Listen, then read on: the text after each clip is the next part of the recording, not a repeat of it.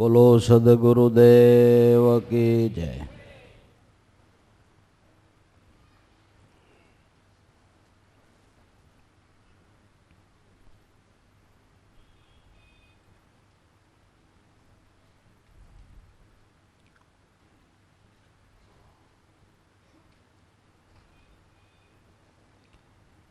કોઈ પણ કાર્યનો આપણે આરંભ કરીએ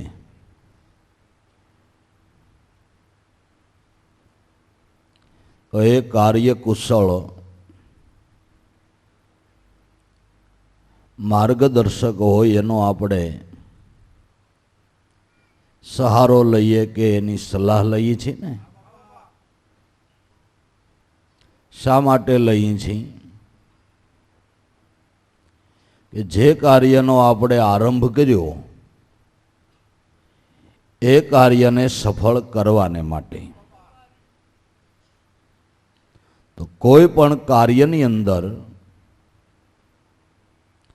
માર્ગદર્શકની આવશ્યકતા છે. માર્ગદર્શક વગર કોઈ કાર્ય સફળ થતું નથી. નાના નાના સામાન્ય કાર્યો હોય એની અંદર પણ માર્ગદર્શકો જોઈએ છે. તો મોક્ષને માટે, મુક્તિને માટે, જીવન મુક્તિના લાભને માટે માર્ગદર્શક સદગુરુ સંત છે. એની ઉપાસના વગર, એની સલાહ વગર પૃથ્વીના આરંભકાળથી તે અત્યાર સુધી કોઈ પણ મોક્ષ કે મુક્તિનો લાભ લઈ શક્યું નથી. વારું તન મન ધન સબી પદ પરખાવન હારા, આવા જુગ અનંત વયા ગયા, પણ ગુરુ સેવા વિના કોઈ જીવના નથી આવ્યા નિસ્તારા. અનંત યુગની અંદર માર્ગદર્શક સદગુરુ ચરણની સર્વને જરૂર પડી છે. એટલા માટે જો આપણે ગોવિંદ રૂપને નક્કી કરવું હોય, ઓળખવું હોય, પ્રતીતિ કરવી હોય, તો ગુરુ રૂપને સમજવું પડશે. જો મળવું હોય મેરામ સાથે તો ગુણ ગુરુના ગવાશે, મામંદ કહે મનત્વ મટે તો તારા મનથી હાચું મનાશે. ગુણીજન ગોતી લેજો રે પિયું રહ્યા છે તમ પાસે, નથી જમીન કે આકાશે. ગુણીજન ગોતી લેજો રે પ્રગટ પિયું રહ્યા છે તમ પાસે. જો મેરામની હારે મળવાની ઈચ્છા હોય તો ગુરુને જાણો, સદગુરુ શરણની સેવના કરો. પ્રથમ પૂજો મારા સદગુરુદેવ અખંડને આરાધવા. અખંડ અવિસળ નિત્ય મુક્ત સ્વરૂપને જાણવાને માટે ગણપત મહારાજ કહે છે પ્રથમ પૂજું મારા ગુરુદેવ. અખંડને આરાધવા, ખોળી જોયા મેં પિંડ અને બ્રહ્માંડ, સોહમ પદને સાધવા. પિંડ બ્રહ્માંડની ખોજ કરતા, પિંડ બ્રહ્માંડમાં તપાસ કરતા સદગુરુ ચરણ મળ્યું. એ ચરણથી મને સોહમ પદની ઉપાસના પ્રાપ્ત થઈ. પ્રથમ પૂજું મારા સદગુરુદેવ અખંડને આરાધવા, ખોળી જોયા મેં પિંડ અને બ્રહ્માંડ, સોહમ પદને સાધવા. પિંડ બ્રહ્માંડમાં ખોજ કરતા સદગુરુ ચરણેથી આ શાન પ્રાપ્ત થઈ. બાકી બાહિર દ્રષ્ટિએ તો બહુ ભટક્યો અને અંધારામાં અહીં તહીં અટક્યો. પણ જ્યાં જોઉં ત્યાં રાત. કોઈ સવારની વાત કરતું નથી, જ્યાં જોઈ ત્યાં રાતની વાત છે. કારણ કે અંધારામાં આટા મારતા હોય જેને દી ઉગતો જ નથી, એ બિચારા દિવસની વાત કરે ક્યાંથી? એટલે તમે ખરા છો ને. એમ એમ ભગવાન મળે? આપણે વ્રતો કરીએ, નિયમો પાળીએ, ઉપાસનાઓ કરીએ, એ બધા નાના મોટા શુભ કર્મો કરીએ ને એમ કરતા કરતા મરીએ ને તી કેડે ભગવાન આવી વૈકુંઠમાં એના વિમાનમાં બિહારીને લઈ જાય, તમે અટાણે મળે એ ખોટું છે ને? અટાણે આ દેહે ને અટાણે સાક્ષાત્કાર થાય એ ખોટું છે. આવું બધું આપણે કરીએ, તી કેડે આપણે મરીએ અને તી કેડે ભગવાન એના ધામમાં લઈ જાય. જો કે માર્મિકરી કે એ વાત આમ સાચી છે, મર્યા વગર ભગવાન એના ધામમાં લઈ જાય, પણ કેમ મરવો, કેવી રીતે મરાય એ ખબર નથી. જો કે મુદ્દાની વાત એમ સાચી છે કે મરો તો જ તમને ભગવાન એના ધામમાં લઈ જાય, મર્યા વગર તો શમશાને નથી જવાતું. હે, પણ મરવું કેમ? એ મરતાય ગુરુ મળ્યા ને એને આવડ્યું. બાકી સદગુરુ નથી મળ્યા એ કોઈ મરતા નથી, એ બધાય પાસા થાય છે. એ બધાય પાસા થાય છે, કોઈ મરતા નથી. ઓલા બાબાની આપણે વાત નથી કરતા ઘણી વખત કે ઢોરે બેઠો બેઠો બાબો માળા ફેરવે અને કુદરતી રીતે ભગવાનને અને નારદ મુનિને ત્યાંથી નીકળવાનું થયું.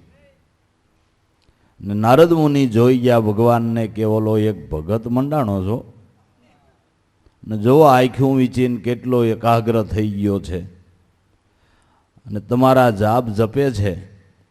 તમે દયાના સાગર છો, કરુણાના ભંડાર છો, તો વિમાન ખાલી છે ને બિહાર લ્યો ને.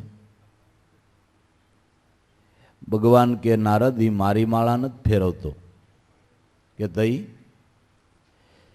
કે એના છોકરા કોહા કે છે ને માળા ફેરવતો ફેરવતો ગણે છે કેણે કેટલા કાઢ્યા, કે આ છોકરાએ કેટલા કોહ કાઢ્યા, એ કોહની માળા ફેરવે છે, મારી નથી ફેરવતો હોય તો ખાલી જાલી રાખી છે. ના ના, એવું ન હોય ભગવાન, એવું ન હોય. માળા જેણે હાથમાં જાલી હોય એને કાંઈક તો તમારા પ્રત્યે ધ્યેય હોય ને, કે ના ના એવું કાંઈ નથી.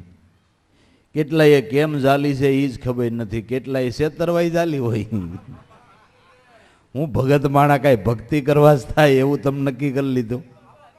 હે, કેટલાય છોકરાને સંબંધ કરવા ભગત થતા હોય, તમને કેમ લાગે? પછી જોયું છે પૈડા મેલ દો, અહીંયા આપનો કોણ કાઢી મેલે? હે,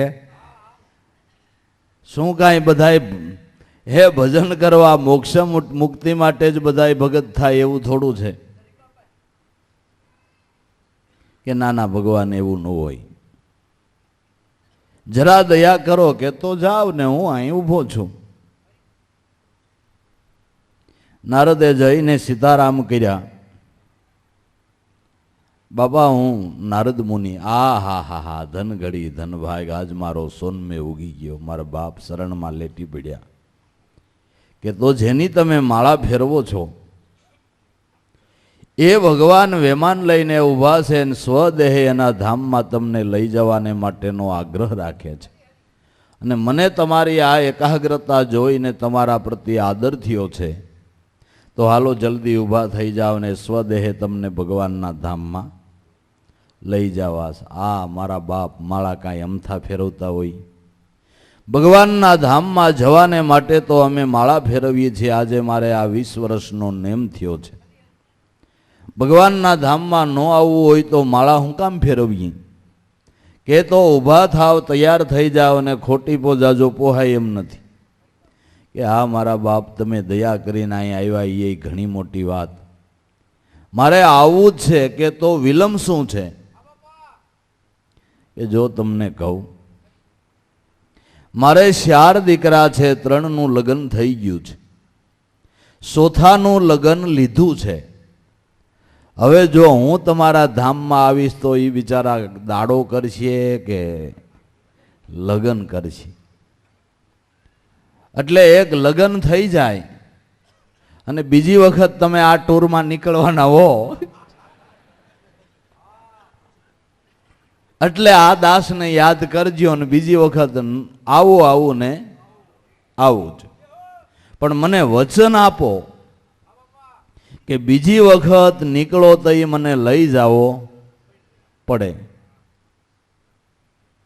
નારદ કે માણા તો ઘણા જોયા, પણ આ કંઈક બીજી આઈટમ છે, મને બાંધે. પણ વાંધો નહીં, પછી તો આવશો ને કે હા હા લે અમથા માળા ફેરવીએ છીએ કે કાંઈ વાંધો નહીં. ભગવાન કે કેમ નારદ બાપા નો આવ્યા? કે એ એમ કે છે કે આવી તકલીફ છે બિચારાને. વાતે હાસી ને ભગવાન. એ આવે તો એના છોકરા એનો દાડો કરે કે લગ્ન કરે, એટલે એના લગ્ન પતી જાય પછી આવવાનો વાયદો દીધો છે ને હું એના વચને બંધાણો છું. કે પછી એ નારદ આવશે નહીં, આ તો તમને ભલે વચને બાંધ્યા પણ એ આવશે નહીં, તમને બાંધીને એ મોકળો રહે. ના ના, પછી તો એણે આવવાનું કીધું કે જોઈએ છીએ. 2-3 વર્ષે વળી પાછું એ તરફ નીકળવાનું થયું ને ખરેખર બાબોભાઈ ઢોરે એક ધારો એક ધ્યાનથી જાણે માળા ફેરવે છે. એ ભગવાન ઓલો બાબો જો મારે સાચી વચન અપાઈ ગયું છે. ઉભા રહ્યો જરા બોલાવતા ઉગજા ભાઈ, પણ આવશે નહીં. નારદ ગયા કે એ બાપા તમને વચન દીધું તો હું હા આવ્યા હો મારો બાપ. જો આને સંત કહેવાય, અમે ભૂલી પણ સંત નો ભૂલે ભાઈ. સરોવર તરોવર સંતજન સોથા વર્ષે મેં પરમાર્થને કારણે તમે ધર્યા છે દેહ. હા દીધેલા વચનો પાળ્યા ખરા. બોલ કોલ જે પ્રમાણે આપ્યો તો એ પ્રમાણે તમે વર્તા ખરા. તો કે હવે લપ ક્યાં સુધી કરવીશ? ઊભું થવું છે કેમ? એ આવું છે મારા બાપ, આવું છે, આવવા હારું જ આ માળા ફેરવીએ છીએ. અને માળા ફેરવીને અમારા મનનું ધાર્યું ન થાય તો માળા ફેરવવાનો અર્થ હું કે તો શું છે કે ભગવાનની દયાથી સોથાનું લગ્ન થઈ ગયું બરાબર. 3 અહીંયા દીકરા રમે છે અને સોથાની ભગવાનની દયાથી દીકરાને વહુને સારા દિવસો છે, એટલે એને અહીંયા દીકરો જન્મી જાય ની જોતો આવું. એટલે પછી મને એમ થાય ને કોઈ અબળખા ન રહીએ, કોઈ અબળખા ન રહી જાય કે ભાઈ એ તો ભગવાનની દયાથી જે થવું હોય છે થાય, પણ તું તારું કામ કરી લે ને. દીકરો જન્મે દીકરી જન્મે એ તારે શું લપ છે? એ તો કોક જ એવા હોય કે લેશ માત્ર એનો વળગાડ ન હોય. ગોંડલ દરબાર ભગવતસિંહને દીકરાને અહીંયા દીકરાનો જન્મ થયો, તે બાઈ વધાઈ દેવાને માટે દોડતી કંઈક બાપુને વધાઈ દઉં અને કંઈક ખાટી લઉં. તે દોડી ગઈ, બાપુ બાપુ બાપુ. ભાઈને અહીંયા દીકરો જન્મ્યો કે પણ એમાં ફાયદા શું થઈ? કા દીકરી જન્મે ને કા દીકરો જન્મે, હું એટલી બધી દોડા આવીશ. એ તું કે જ મને ખબર પડે. ઓને એમ કે બાપુ કઈક દે. બાબા તારું કામ કર લે.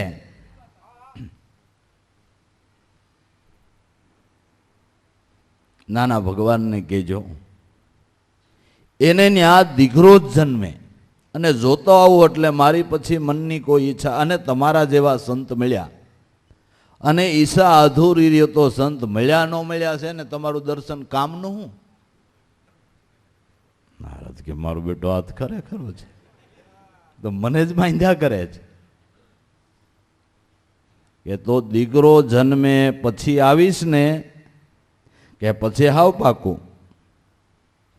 ભલે વાંધો નહીં.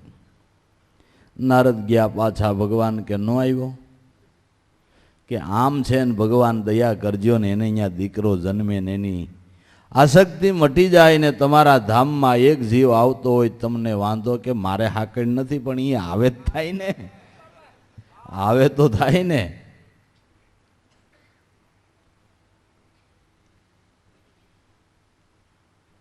ભગવાન કે ભાઈ એમ કરશું, પણ આવશે નહીં.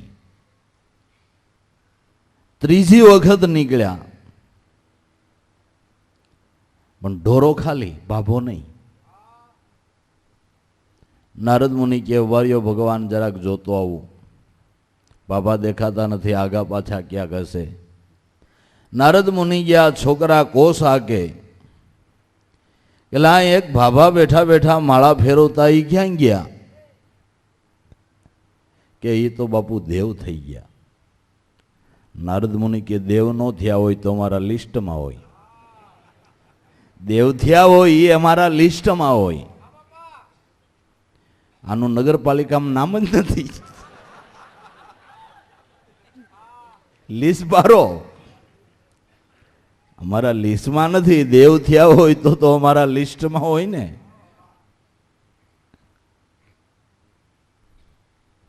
ભગવાનને બોલાવ્યા કે આ ભાભો ક્યાં ગયા એ જોવો. દેવ નથી થયા. છોકરા કે દેવ થયા, પણ દેવ નહીં, ક્યાંક પાસા થયા છે. ક્યાં પાસા થયા એ તમે જોઈ દો. ભગવાને કોમ્પ્યુટરમાં પ્રોગ્રામ કાઢ્યો બાબાનો. તો વાડીમાં મોટો પાતાળીઓ ડેડકો થયેલો કે નારદ આ વાડીની અંદર મોટો પાતાળીઓ ડેટકો થયો છે. છોકરા શ્યાર છે ને પાણી 3 કોહનું છે, એટલે હળ પોરી કરવા હળમાં ઘેર્યો છે. ડેટકો થઈને હળ પોળી કરે છે કે તો તમારી માયાથી અહીં બારો બોલાવો. ભગવાને બારો બોલાયો, આવડો મોટો પાતાળીયો ડેટકો. નારદ કે બાબા કાંઈક વિચાર તો કર, હવે ડેટકો થયો એલા હવે તો હાલ. તો આમાં માથું કર્યું. પણ સંત હૃદય દયાળુ છે ને કે હવે જાઈશ ક્યાં, હવે ક્યાં જાઈશ. એટલે આપણી માન્યતા એવી છે કે મર્યા પછી જ ભગવાનના ધામમાં જવાય. પણ મર્મ રીતે એ વાત સાચી છે, પણ કેમ મરવું એ મરવાનું શીખવા હાટુથી બાપા ગુરુ કરવાની જરૂર છે.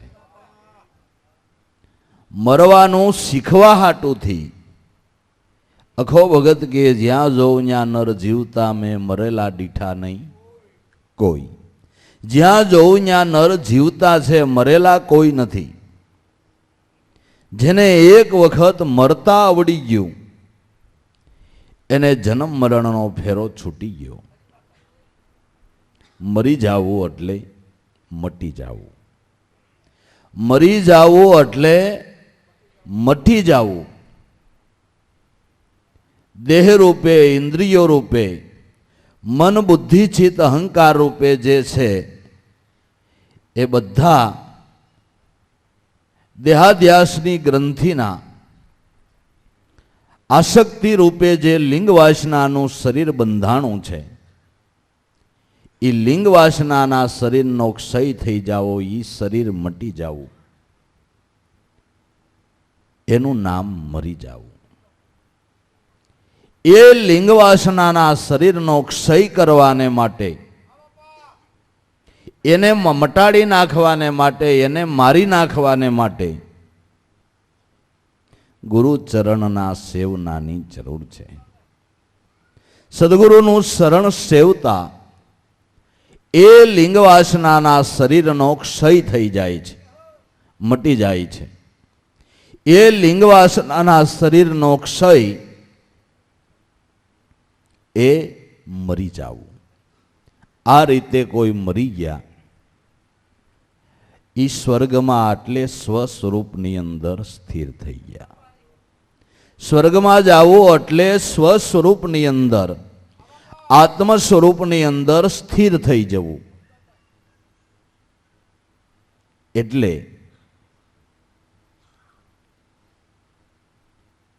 જે અંધારામાં આઠા મારે છે એને દિવસની ખબર નથી. બહિર્દ્રષ્ટિએ બહુ ભટક્યો, અંધારામાં અહીં તહીં અટક્યો, પણ જ્યાં જોવું ત્યાં રાત ન વાત સવારની, જ્યાં જાવ ત્યાં રાતની વાત છે, સવારનું કોઈ કહેતું નથી.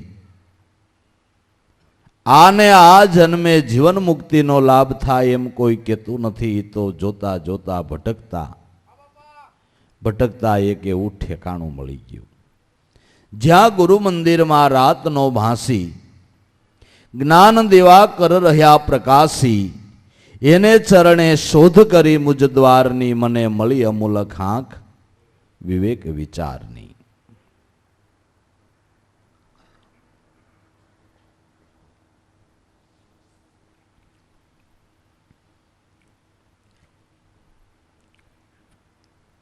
ગુરુ મંદિરમાં રાત ન ભાંસી.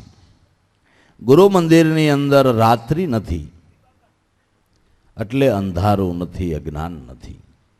ગુરુ મંદિરમાં રાત ન ભાંસી, જ્ઞાન દેવા કર રહ્યા પ્રકાશી, જ્યાં કાયમને માટે સત્ય જ્ઞાનના દીવડાઓ ઝળહળી રહ્યા છે. જ્ઞાન દેવા કર રહ્યા પ્રકાશી, એના ચરણે શોધ કરી મુજ દ્વારની.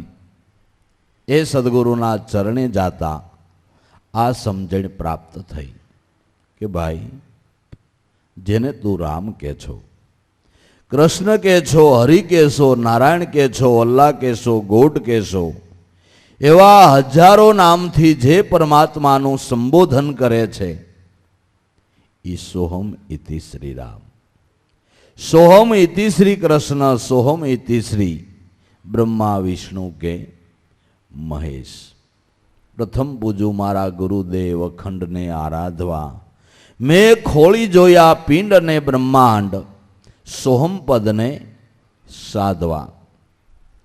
આ સદગુરુનું ચરણ સેવતા મને પિંડ બ્રહ્માંડમાં ખોજ કરતા સોહમ પદની સાધના ગુરુ દયાથી પ્રાપ્ત થઈ. જે ઓહંગ ઉઠે સોહમ બેસે, સુનમાં જઈને સમાય, 21,600 ઉપડે એ પ્રવાહિકને મળીને પાછા જાય.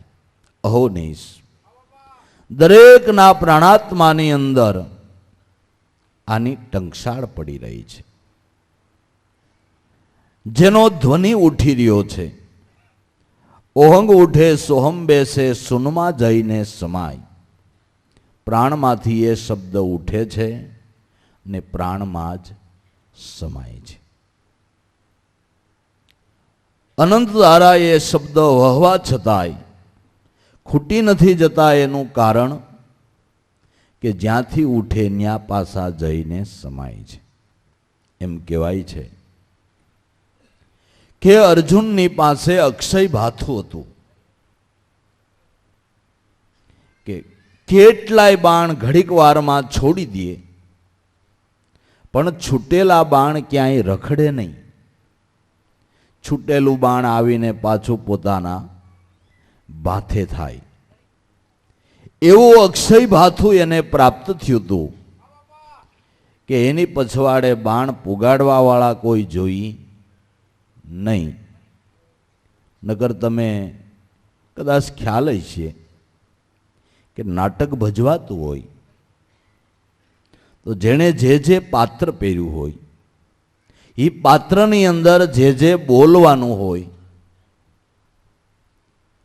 એ પડદાની આડો માણસ બેઠો હોય સોપડો લઈને. ઓલો બોલવામાં જરા ખસકાય એટલે એને પાછળથી યાદી કરાવી દે. નકર બોલવું હોય કાંઈ ને બોલાઈ જાય કાંઈ.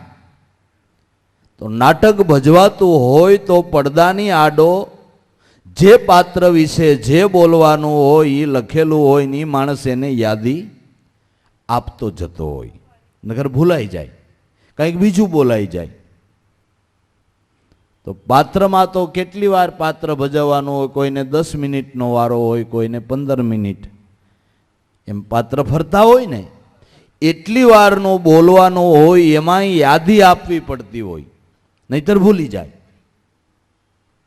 ત્યારે સંતો મહાપુરુષો અવિરત એમનેમ બોલ્યા જ કરે, બોલ્યા જ કરે, બોલ્યા જ કરે.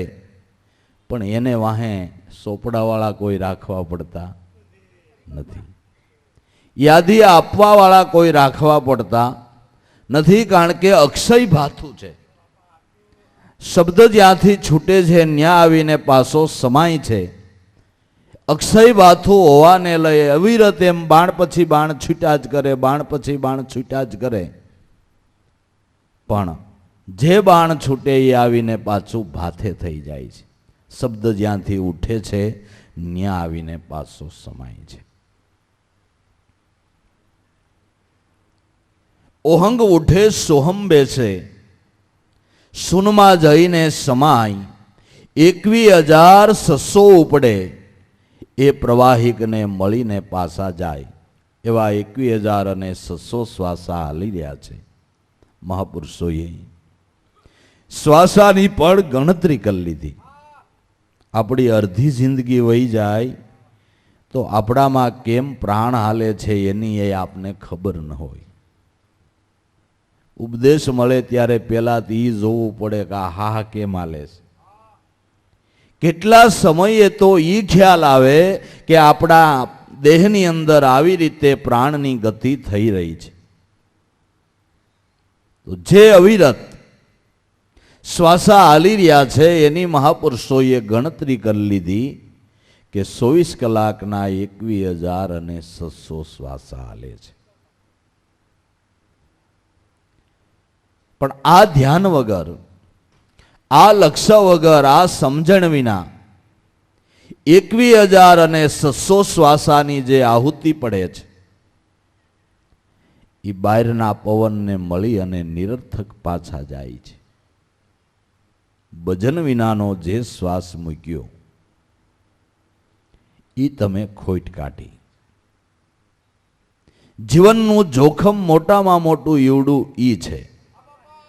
ખોટ જીવનની મોટામાં મોટી ઈવડી ઈ છે. ઓહંગ ઉઠે સોહમ બેસે, સુનમાં જઈને સમાય. 21,600 ઉપડે, એ બહારના પવનને પ્રવાહિકને મળીને પાછા જાય. જો આ ધ્યાનથી, આ લક્ષ્યથી એ શ્વાસ મુકાય તો ઈ સિક્કો આપણો તેજોરીમાં જમા થઈ ગયો.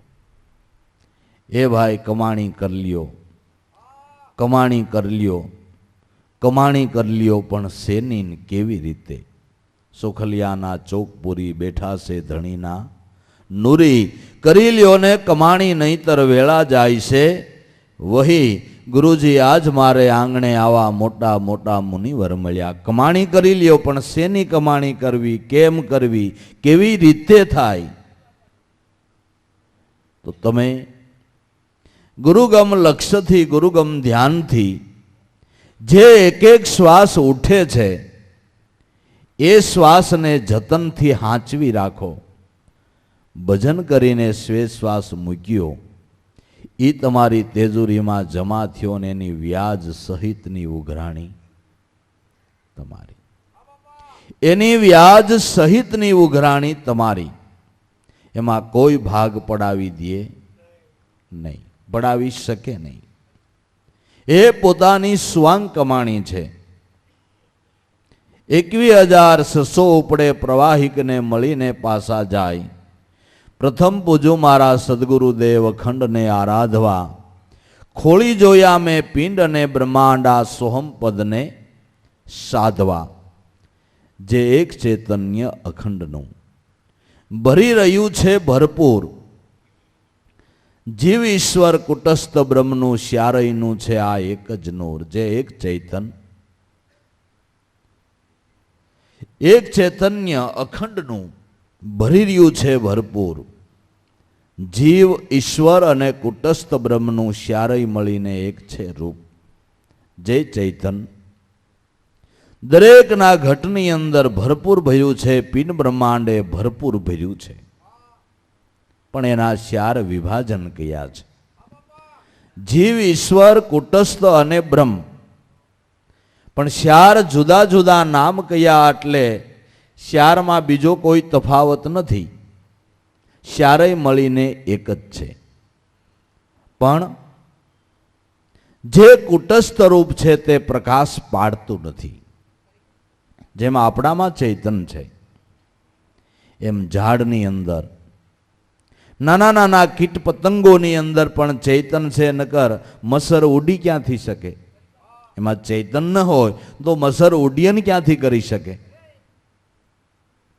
નાની એવી કીડી એની અંદર એ ચૈતન છે તો ગતિ કરી શકે છે, પણ કુટસ્થ રૂપે છે. ઝાડ પાનની અંદર એ ચૈતન છે પણ કુટસ્થ રૂપે છે. એ પ્રકાશ ન પાડી શકે એને સત અસત, સાચું ખોટું, આ દુઃખ કેમ થયું, આ મટે કેમ, વિચારવાની ઓફિસો એમાં છે જ નહીં, નથી.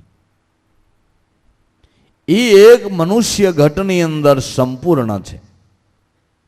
તો જીવદશા એટલે અજ્ઞાન અવસ્થા કઈ છે, અને શિવદશા એટલે જ્ઞાન અવસ્થા. જીવ ઈશ્વર કુટસ્થ, તો આ ઝાડપાનની અંદર કીટ પતંગની અંદર કુટસ્થ રૂપ ચૈતન છે, અને જેને જીવદશા ટળી ગઈ, શિવ સ્વરૂપની પ્રતીતિ થઈ ગઈ, તો કેવળ બ્રહ્મ સ્વરૂપ છે. તો જીવ ઈશ્વર કુટસ્થ અને બ્રહ્મ, જે શ્યાર નોખા નોખા ભાગ કયા, પણ શ્યારય મળીને વિચારો તો ચૈતન તો એક જ દરેકની અંદર પ્રકાશી રહ્યું છે, અને ચૈતનનો જ આ જગતની અંદર બધો પ્રકાશ છે, અને ચૈતનનો જ બધોય વિલાસ છે. પણ જીવ ઈશ્વર માયા એક રૂપે જો નિજ રૂપ જણાય, ગુરુગમ ધારી દાસ લાભો, સદા ગુરુ ગુણ ગાય શબ્દ બ્રહ્મવાણી, તારું ઘર કરી લે અસમાન સુરતા, રાણી હોય સફળ તુજ સંસાર લેને જાણી, ગ્રહી ગુરુગમ જ્ઞાન આધાર. શ્યારે મળીને એક જ સ્વરૂપ છે એ જાણવું હોય તો ગુરુગમ દ્રષ્ટિએ જો. જીવ ઈશ્વર માયા એક રૂપે જો નિજ રૂપ જણાય, ગુરુગમ ધારી જો દાસ લાભો, સદા ગુરુ ગુણ ગાય શબ્દ બ્રહ્મવાણી. શબ્દ બ્રહ્મના ધ્યાનથી જો તો શ્યાર નથી, તો એક જ છે. જીવ કયો, શિવ કયો, કુટસ્થ કયો, ત્રણેય મળીને એક બ્રહ્મ સ્વરૂપ જ છે. આ તો મનની સ્થિતિના વિભાજનો કયા છે. એ ચૈતન રૂપની અંદર કોઈ વિભાજન છે નહીં. અરબી સાગર ને મહીસાગર ને ગંગા સાગર ને પણ વસારે ક્યાંય દિવાલ નથી. જે સરહદની અંદર નીકળ્યો એ શાયર કહેવાય છે. એમ આ બધા મનની સ્થિતિના જુદા જુદા નામ કયા છે, પણ બ્રહ્મ સ્વરૂપ તો એક જ વિલસી રહ્યું છે. એક ચૈતન્ય અખંડનું જે ભરી રહ્યું છે ભરપૂર, જીવ ઈશ્વર કુટસ્થ બ્રહ્મનું શ્યારય મળીને એક જ છે નૂર. ઈ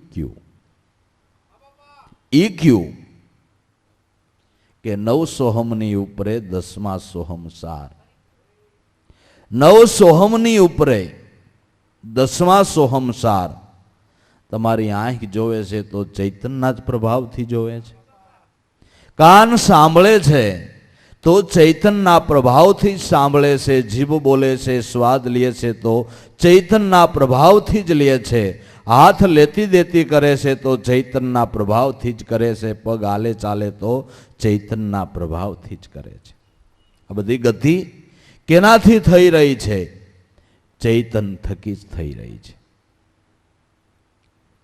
ઈ સોહમ ફાટી નવખંડ ભયા, પણ એમાં આ રસ્તા દિયા છે ભલા, એમાં ભૂલવણીની ભાત ઊભી થઈ છે. મોટો વિષયનો સાગર થયો છે, પણ 9 સોહમની ઉપરે પ્રાણમાં હાલે એ 10મા સોહમ સાર. પ્રાણમાં હાલે એ 10મા સોહમ સાર. કહે કબીર ધર્મદાસને તમે કરો ને તો એના કરજો વિચાર. 9 સોહમની ઉપરે 10મા સોહમ સાર. કુલાટ સકરને ભેદીને કરજો નિજ રૂપનો વિચાર. આ 9 સોહમની ઉપરે 10મા સોહમ સાર દરેકના પ્રાણાત્માની અંદર જે પ્રાણની અંદર ધ્વનિ ઉઠી રહ્યો છે, પણ ઇન્દ્રિયોના વ્યવહારમાં છે, ન્યા નહીં જોવો, ન્યા દેખાય નહીં, ન્યા તો વ્યવહારને વિષય સિવાય કાંઈ નહીં દેખાય. નકર આંખ જોવે છે એ વાત સાચી છે, પણ ચૈતન થકી જ જોવે છે, પણ ત્યાં વિષય આડો આવી ગયો. કાન સાંભળે ત્યાં વિષય આડો આવી ગયો, નાક સુગંધ દુર્ગંધ લે ત્યાં વિષય આડો આવી ગયો, પણ કેના થકી સુગંધ દુર્ગંધ લે છે? આ કુલાટ ચક્ર.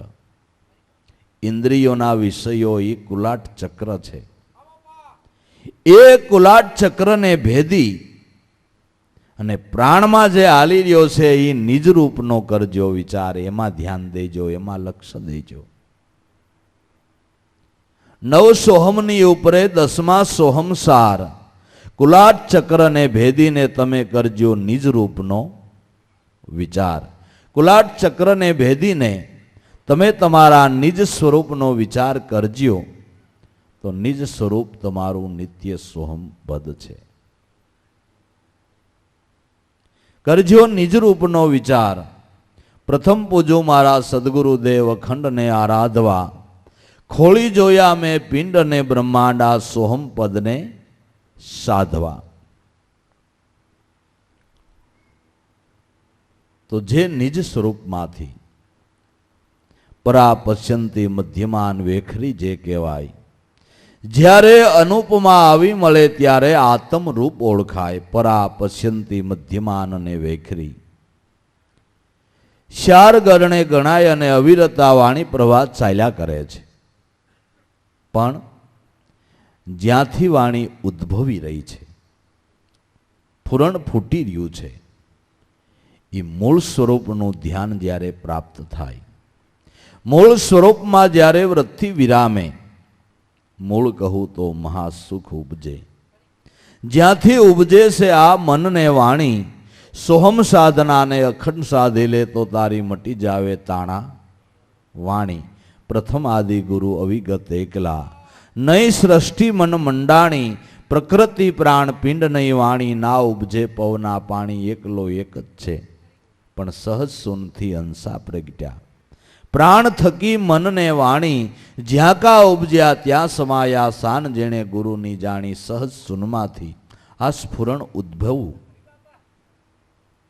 પણ જ્યાંથી સ્ફુરણ ઉદ્ભવ્યું એ પાછું ન્યા સમાય, એ મૂળનું ધ્યાન પ્રાપ્ત થાય તો મહાસુખનો અધિકારી, આત્મસુખનો અધિકારી તો થાય જ્યાં કા ઉપજા ત્યાં સમાયા. ઈશાન જેણે ગુરુની જાણી.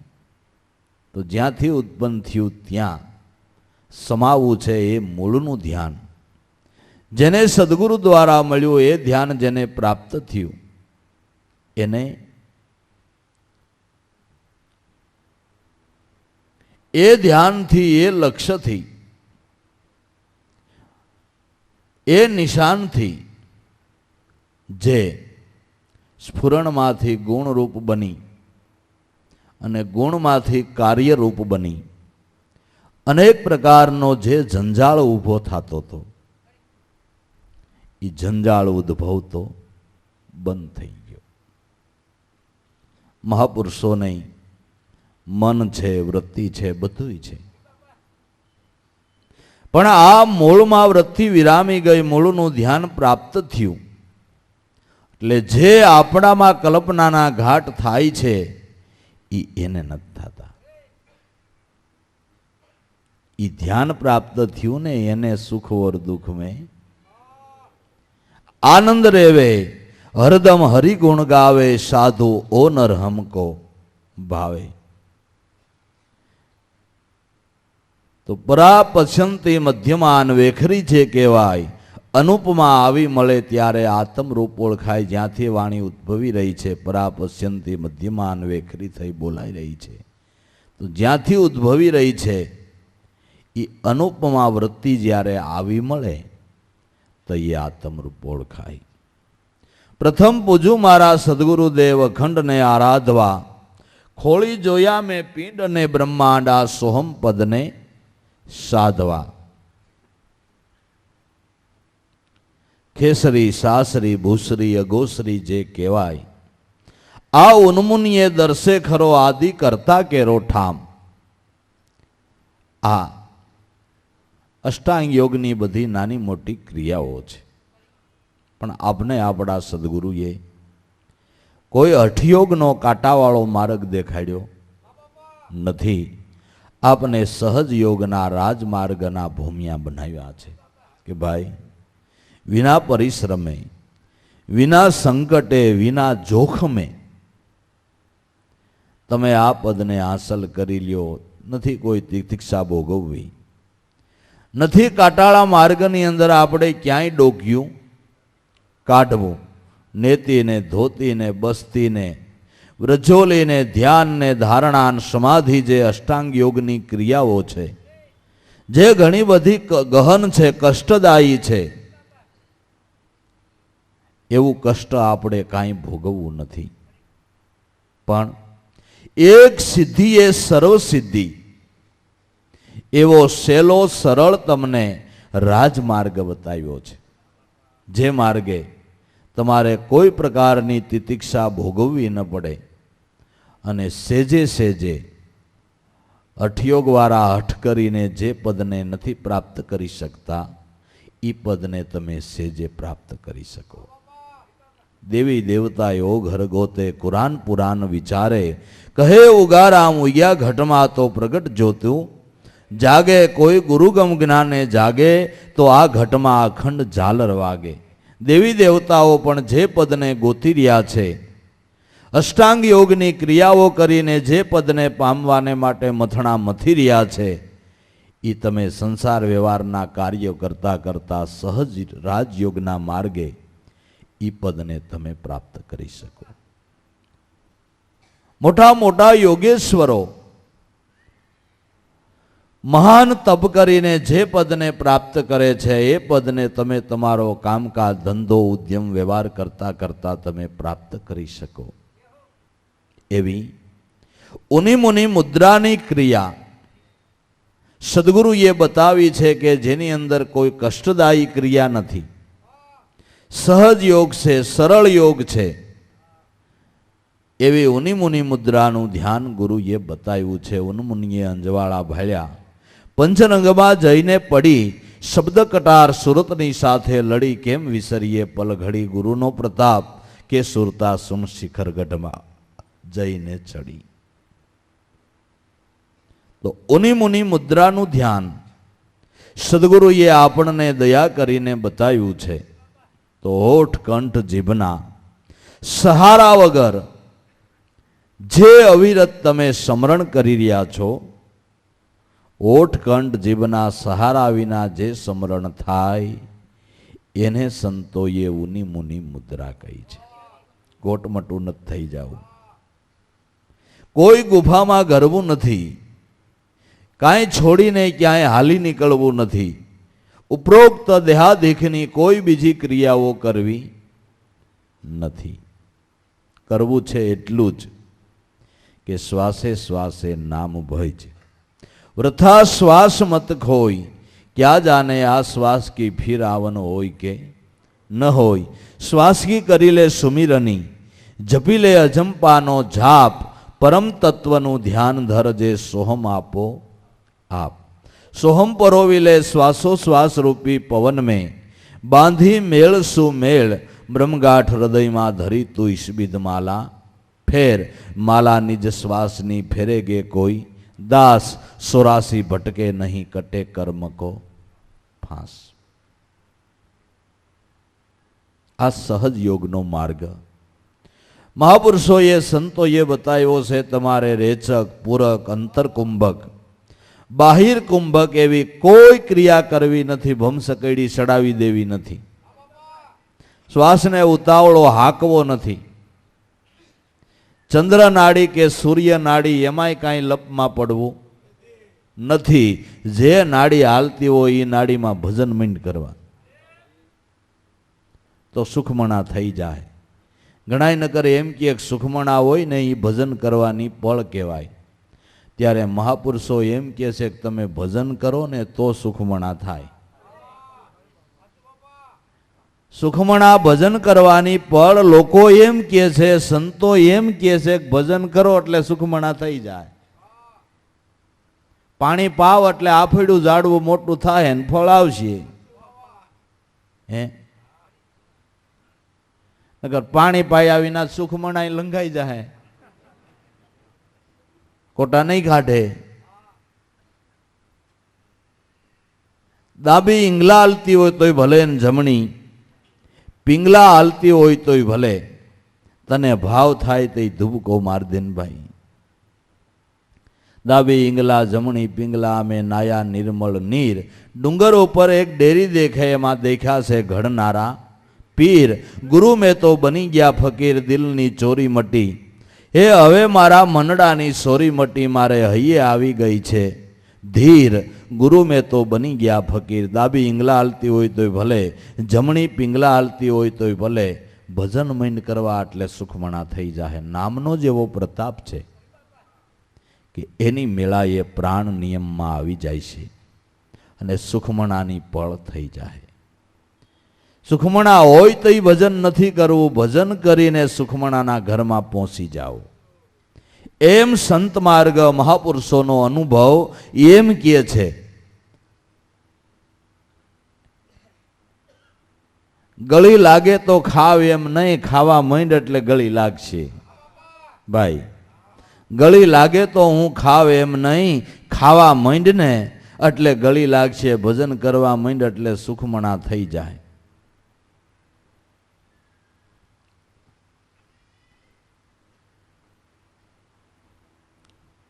તો બે શ્વાસ નસકોરાની અંદર સરખો શ્વાસ ચાલે એને લોકો સુખમણાની પળ કહે છે. પણ મહાપુરુષો તો એનાથી એક પગથિયું આગળ વધીને એમ કહે છે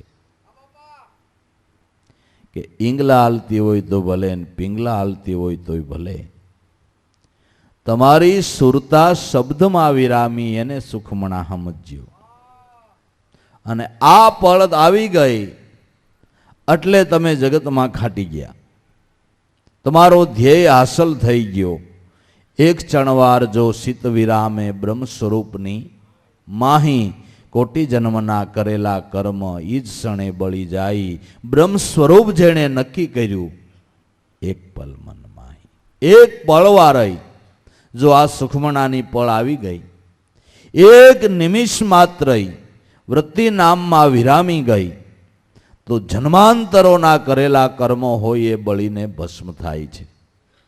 જપ તપ જોગ જગન કર્યાથી અધિક પરમપદ પાઈ. કાળ ઝપાટો ન આવે એ પર અજર અમર પદ કહાઈ. જપ તપ જોગ જગન કર્યા કરતા પણ મોટું અધિક પરમપદ પ્રાપ્ત થાય છે. કાળનો ઝપાટો એના ઉપર આવતો નથી, એ અજર અમર પદ કહેવાય છે. જપ તપ જોગ જગન કર્યાથી અધિક પરમપદ પાઈ. કાળ ઝપાટો ન આવે એ પર અજર અમર પદ કહાઈ. કાળનો ઝપાટો એના ઉપર આવતો નથી, તે અજર અમર પદ કહેવાય છે. અજર અમર પદ કહાઈ. એક ક્ષણવાર જો ચિત્ત વિરામે બ્રહ્મ સ્વરૂપની માહી.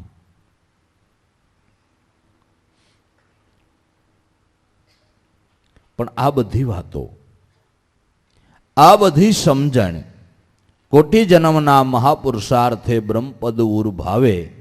વગડવંશીને વાત કરો તો એનું તો ઉલટાનું મન ગભરાવે. કોટી જન્મના મોટા પુરુષાર્થથી આ બધી વાતો સમજાય છે, નક્કી થાય છે. જે વગડવંશી છે એને જો વાત કરો તો એનું તો ઉલટાનું મન ગભરાઈ જાય છે, વિમાસણમાં પડી જાય છે, સંશયમાં પડી જાય છે. કેમ બને, કેમ થાય, એને આ વાતની ઘરડ જ પડતી નથી. વગડવંશીને વાત કરો તો ઉલટાનું એનું મન ગભરાવે. તમે ઠીક છો ને, કાંઈ ક્રિયા જ નહીં, કાંઈ કરવાનું જ નહીં.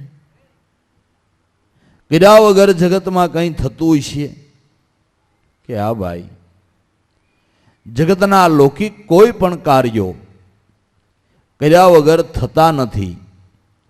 ત્યારે આ કાર્ય એવું છે કે કરવાની પંચાયત બંધ થાય, કર્તૃત્વ ભાવ ફૂટે, કર્તૃત્વ ભાવનો ક્ષય થઈ જાય, ત્યાંથી આધ્યાત્મિક યાત્રા શરૂ થાય છે. એ કેમ મનાય? કર્યા વગર કાંઈક તો પણ કરવું પડે ને. હાવ કાંઈ નહીં કરવાનું કે ના કાંઈ નહીં કરવાનું. કાંઈ નહીં કરવાનું એ આજ્ઞાનું પાલન થઈ શકતું નથી. કર્તૃત્વ ભાવને વરેલું મન એને કર્યા વગર ગોઠતું નથી. લે વગડવંશીને વાત કરે તો એનું તો ઉલટાનું મન ગભરાવે. એને આ વાત સમજાતી નથી કે આમાં ક્રિયા કરાવા કશું ભી નહીં. સહજ મેં પિયું જી કો પાયા મોહે આનંદ અદ્ભુત આયા. દેશ ન છોડ્યા વેશ ન છોડ્યા ન છોડ્યા સંસારા. સુતા નર જાગ્યા નિંદ્રાથી એટલે મટી ગયા સપના સારા. મોહે આનંદ અદ્ભુત આયા. ક્રિયામણ કાંઈ નહીં. એટલે કોટી જન્મના મહાપુરુષાર્થે બ્રહ્મપદ ઉર ભાવે વગડવંશીને વાત કરે તો એનું ઉલટાનું મન ગભરાવે. સર્વ જગતનું દાન કર્યું જેણે કોટી યજ્ઞ ફળ પાવે. બ્રહ્મપદ બ્રહ્મરૂપ ગુરુપદ અધિક છે જેને લાભો નિત નિત ગાવે. આનો એવડો મોટો લાભ છે. સર્વ જગતનું દાન કર્યું એવડો મોટો લાભ બ્રહ્મ સ્વરૂપમાં વૃત્તિ વિરામે એનો છે. સર્વ જગતનું દાન કર્યું એટલે દેહ પણ એક દુનિયા જ છે આપણી. પિંડેશો બ્રહ્માંડે આપણો દેહ એક દુનિયા જ સમજી લેવાની. તો નામમાં વૃત્તિ વિરામી એટલે તમે દેહરૂપી જગતનું દાન કરી દીધું. અને આ દાન કરતા કોટી યજ્ઞનું ફળ તમને સેજે સેજે પ્રાપ્ત થાય છે.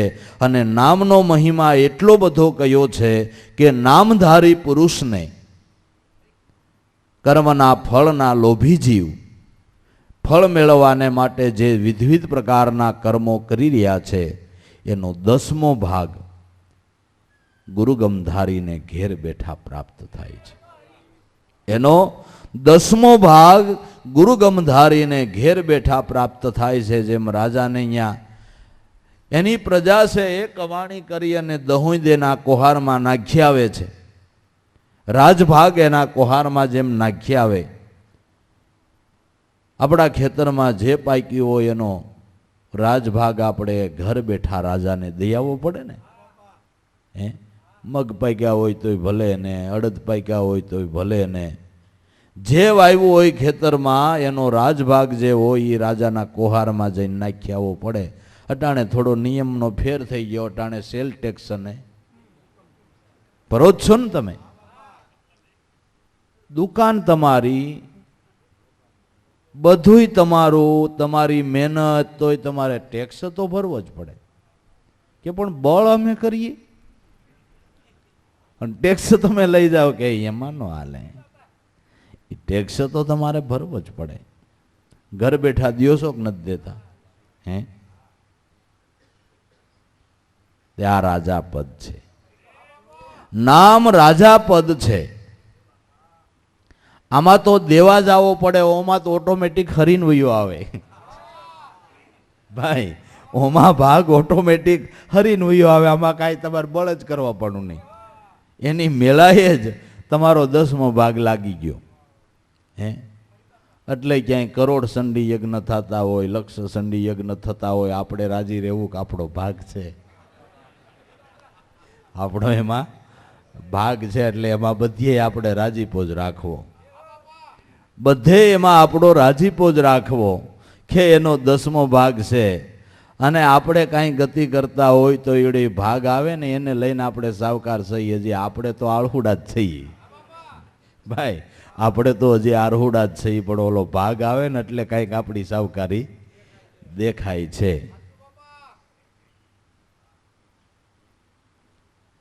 સર્વ જગતનું દાન કર્યું કોટી યજ્ઞ ફળ પાવે. બ્રહ્મરૂપ ગુરુ પદ અધિક છે જેને લાભો નિત નિત ગાવે. તો ખેસરી સાસરી ભૂસરી અગોસરી જે કહેવાય. પણ આપણે તો ઉન્મુનિય દર્શે આદિ કરતા કે રોઠામ. ઉની મુનિ મુદ્રાનું ધ્યાન સદગુરુએ બતાવ્યું છે. એનાથી આદિ કરતા આત્મારામ, એનું ઠામ, એનું મુકામ, એની ઓળખાણ થાય છે. ઉન્મુડીએ દર્શે ખરો આદિ કરતા કેરો ઠામ, પ્રથમ પૂજું મારા સદગુરુદેવ અખંડને આરાધવા, મેં ખોળી જોયા પિંડ અને બ્રહ્માંડા સોહમ પદને સાધવા.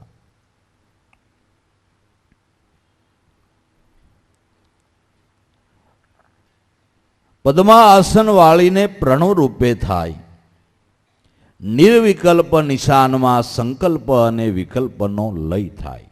પદ્મા આસન વાળીને જે દેહની શ્રેષ્ઠતા મહાપુરુષોએ કહી છે, એનો પણ કંઈ લાભ છે. એ પણ મહાપુરુષોનું વિજ્ઞાન છે, સંશોધન છે. પણ મોટામાં મોટું પદ્માસન તો જે સદગુરુએ પદ બતાવ્યું, એ પદમાં મનનું દ્રઢ આસન વાળી દેવું, મનને દ્રઢપણે લગાડી દેવું. એ પદમાં લેકર આસન રખના, ઉની મુનિ મુદ્રા ધ્યાન ધરો, અગમ અગોસર મંત્ર બટતા જઈને સુન મંડળમાં સહેલ કરો. આ વચન કા પ્રકાશ પવન છે, સોહમ સલે જેના અગમ કા, પ્રેમ ધામ જ્યાં તપે ગુરુ કા, વર્ષત રૂપ નિરંજન કા. તો સદગુરુએ જે બતાવ્યું પદ, એમાં મનનું દ્રઢ આસન વાળી દેવું, એનું નામ પદ્માસન. બાકી તો દેહની શ્રેષ્ઠતાઓ ઘણી રીતે લોકો કરનારા એવા કંઈક 84 આસન કહે છે ને, જુદી જુદી પ્રકારના. નહીં, એ મને એમ છે કંઈક દેહના આરોગ્ય માટે કાંઈ લાભદાયી હશે, એટલે એ પણ મહાપુરુષોનું, કારણ કે ઋષિમુનિઓએ બધાય વિચારો કર્યા છે ને. કારણ કે દેહ છે એ ભજન કરવાનું સાધન છે. આરોગ્યમય હોય, નિરોગી હોય તો તમે ભજન કરી શકો ને. સત્સંગમાં જવું છે, પણ શું કરું ભાઈ, દેહ હવે કામ કરતો નથી. દેહ થાકી જાય તો આ સાધના કરવા માટે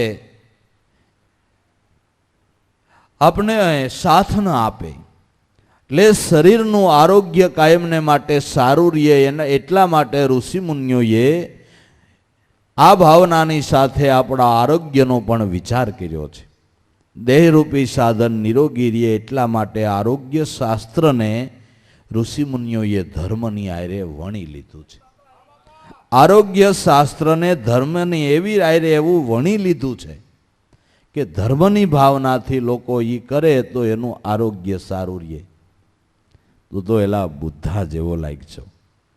આખો શ્રાવણ મહિનો વહી ગયો અને 4માંથી એકેય હોમવાર રહ્યો નહીં.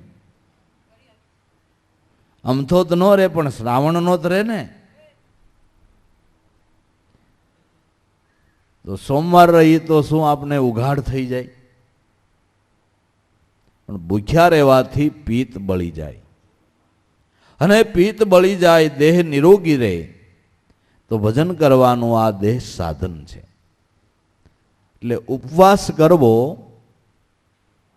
એ ધર્મની સમજણ છે કે ભક્તિનો ભાવ છે એવું કહ્યું, એટલે એ ભાવનાથી લોકો ઉપવાસ રહીએ. નકર કાંઈ આપણે ભૂખ્યા રહીને ભગવાન રાજી થાય એવું તો ન જ બને. હે, આપણો દીકરો એક દી કાંઈ રિહાણો ન હોય, ન ખાય તો આપને કેવું ગમે? એના મિત્રને બોલાવે, મારાથી સારું જરા 2 વેણ કહેવાઈ ગયા, અને મારો રોષે ભરાઈ ગયો છે, હઠ પકડી ગયો છે, ખાતો નથી ને મને ક્યાંય હક નથી. એને કોઈ હિસાબે મનાવ્યું, મેં 2 શબ્દો કીધા હોય તો મારા વતી તું એને કહેજે કે બાપુજીથી જરા રોષે ભરાઈને કહેવાઈ ગયું, પણ તું ખાઈ લે. એ મિત્ર મનાવે ને છોકરો ખાય તો એ બાપને હક થાય કે નહીં? તે ભગવાન એવો કેવો કે તમે જેમ ભૂખ્યા રહ્યો એમ એને રાજીપો થાય? એક ઉપવાસ કરો ને 2 કરો ને 5 કરો ને કદાચ ભૂખ્યા રહી રહીને આ દેહનો સંથારો કરી નાખો તો આપણે ભૂખ્યા રહીએ અને ભગવાનને રાજીપો થાય એવું તો કંઈ હોય નહીં, પણ આરોગ્યનો વિધિ છે. તો ધર્મ ભાવનાથી લોકો ઉપવાસ કરે ને ઉપવાસ કરે તો એનું શરીર સારું રહે, અને સારું શરીર હોય તો ભજન ભાવમાં આનંદ આવે. ભજનમાં બેહવાનો બે ઘડી ભાવ થાય છે, પણ સારું નથી બેહાતું, શરીર હવે કામ નથી કરતું, શિથિલ થઈ ગયું છે. એટલે આરોગ્ય શાસ્ત્રને ધર્મની યારે મહાપુરુષોએ વણી લીધું છે. તો એવા જે 84 આસનો કયા, એ દેહના આરોગ્ય માટે કંઈ લાભદાયી પણ હશે, પણ એનાથી જ આત્મસિદ્ધિ થઈ જાય એવું નથી. કદાચ તમે કેળવો દેહને અને અભ્યાસ કરો તો 84 આસન કદાચ તમે કરી શકો, પણ એનાથી જીવન મુક્તિનો લાભ થાય નહીં. જ્યારે ભગવાન રામચંદ્રજીની સભા ભરાઈ, ત્યારે હનુમાનજી પાછળથી આવીને રફ રફ રફ કરતા ભગવાનની પાસે આમ એક ગોઠણ ઊંધો ને એક આમ ઘોડાસન કરીને બેસી જાય. એટલે આખી સભા હશે. ભગવાનનો પહેલા નંબરનો દાસ, આ કોઈએ પદ્માસન કર્યું છે ને કોઈએ ગોડાસન કર્યા ને કોઈએ ક્યુ આસન, વજ્રાસન, કોઈએ ઓલું આસન ને કોઈએ ઓલું આસન ને કોઈએ શીર્ષાસન કર્યા છે. અને આ પહેલા નંબરનો દાસ ભગવાને આને બનાવ્યો, અને આને કેમ બેહવું એ ભાન છે. આવીને આમ બેહી ગયો એટલે આખી સભા રોઈ જશે. એટલે ભગવાને એક દી કીધું કે હનુમાનજી, આ જોવો તો ખરા સભાની અંદર કોઈ કેવા આસન વાળ્યા, કોઈએ કેવા આસન વાળ્યા છે. આ 84 પ્રકારના જુદા જુદા આસન કરીને બધા ભક્તો બેઠા છે, અને તમે આવીને આવું આસન પિંસાસીમું કરીને બેહો છો. ત્યાં બધાય તમારું બેહવાનું જોઈને હસે છે. તો આવી રીતે બેહવાનો તમારો હેતુ હું એ કાંઈક સમજાવો ને આ બધાને. એટલે બધાયનો ભ્રમ ભાંગે કે મારા નાથ, મારે આસનને હું લેવા દેવા, તમે દયા કરીને પહેલા નંબરનો તમારો દાસ બનાવ્યો. તો પહેલા નંબરનો દાસ એને કહેવાય કે ગુરુ આજ્ઞા કરે અને તરત જ ઊભો થઈ જાય. કાંઈ એના મનમાં ચિંતન થયું, વિચાર થયો, એ જાણીને તરત જ કરવાને માટે ઊભો થઈ જાય. આમ નજર કરી વખતે ગુરુ મહારાજને પાણી પીવું છે, હબદઈને ગ્લાસ ભરીને, એ પહેલા નંબરનો સેવક છે. ચિંધેને તરત કરે એ બીજા નંબરનો છે, અને સિંધા કેડે એની સગવડે કરે એ ત્રીજા નંબરનો છે. અને સિંધા કેડે કરવું હોય તો કરે, નકર કાંઈ લેવા ને કાંઈ દેવા, એ દાસ જ નથી. તો તમે પહેલા નંબરનો દાસ બનાવ્યો, તો મારે તમારું ચિંતવું કરવાનું છે.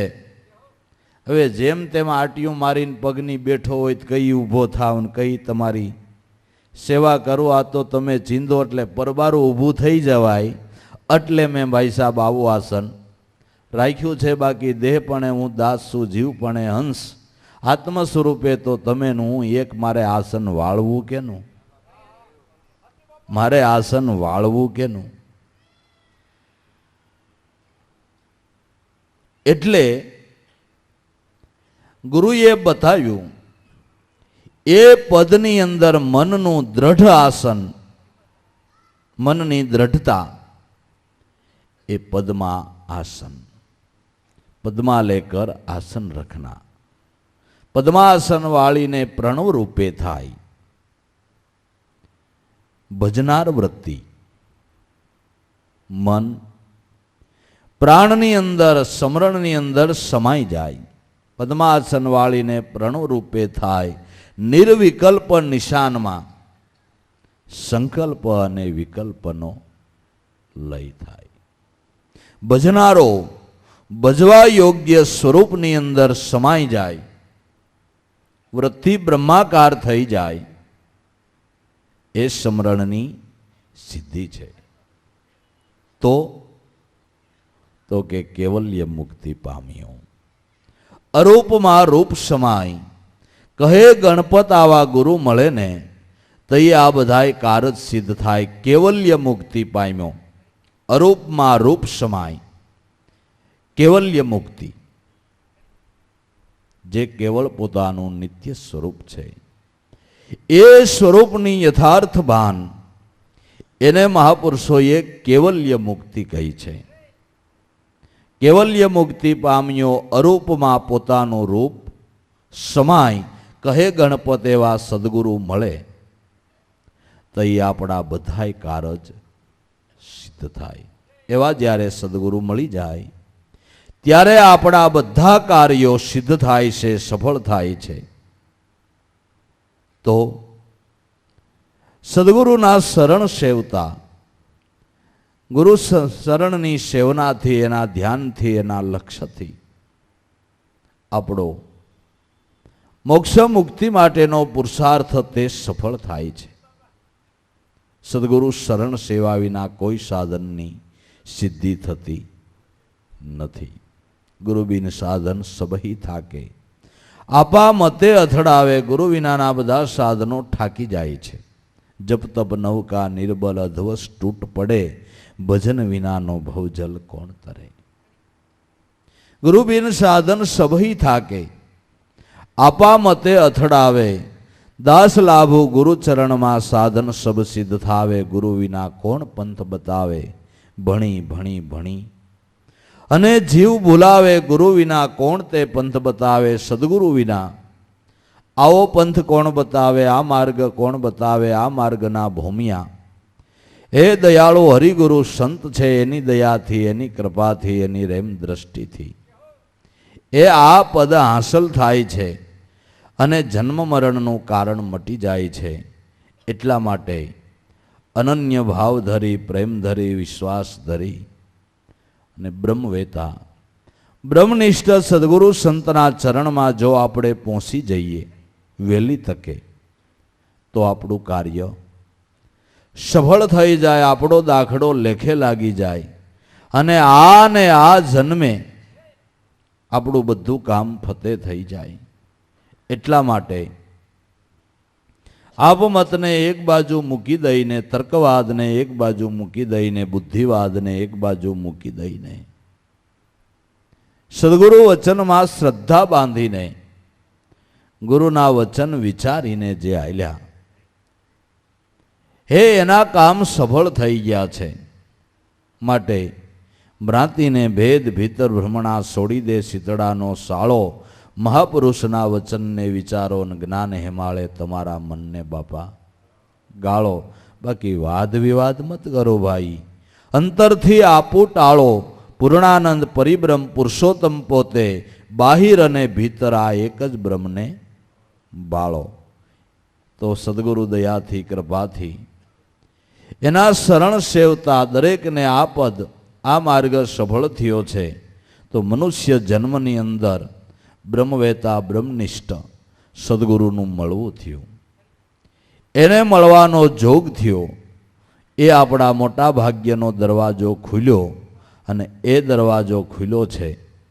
તો એમાં આ અવસરની અંદર જે કામ કાઢવાનું છે એ વહેલી તકે કાઢી લઈએ તો આપણું કામ સફળ થઈ જાય, આપણો જન્મ સફળ થઈ જાય. એટલે ધ્યેય બતાવનાર, લક્ષ્ય બતાવનાર આ જગતની અંદર હરિગુરુ સંત છે. એના શરણની સેવનાથી જ મોક્ષ મુક્તિ પદનો લાભ થાય છે. સદગુરુદેવ કી જય.